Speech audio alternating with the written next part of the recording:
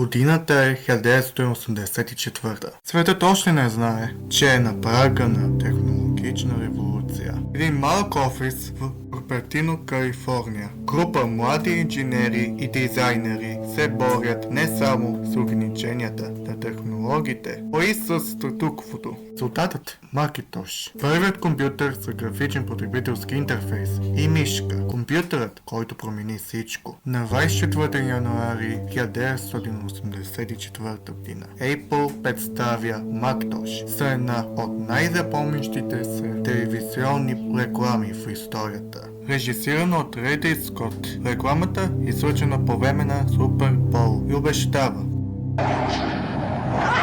We shall prevail. On January 24th, Apple Computer will introduce Macintosh. And you'll see why 1984 won't be like 1984.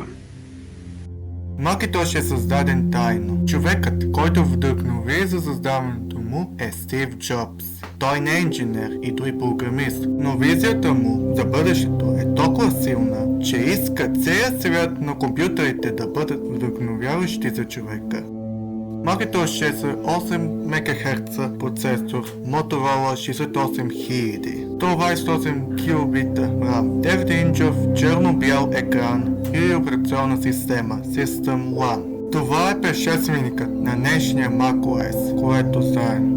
Графичният потребителски интерфейс, иконите, прозорците, бутоните, всичко е ново и интуитивно. Macintosh е един от първите компютри, които се управляват с мишка, а не с команден ред. Вместо да пишеш dir и cd, просто кликваш. Стив Джобс излиза на сцената, поставя дискета и за секунди компютърът започна да говори. Hello, I am Macintosh. It sure is great to get out of that bag.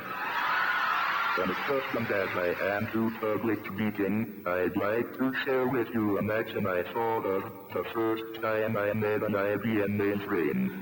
Never trust a computer you can't with. Obviously I can talk, but right now I'd like to sit back and listen. So it is with considerable pride that I introduce a man who's been like a father to me, Steve Jobs.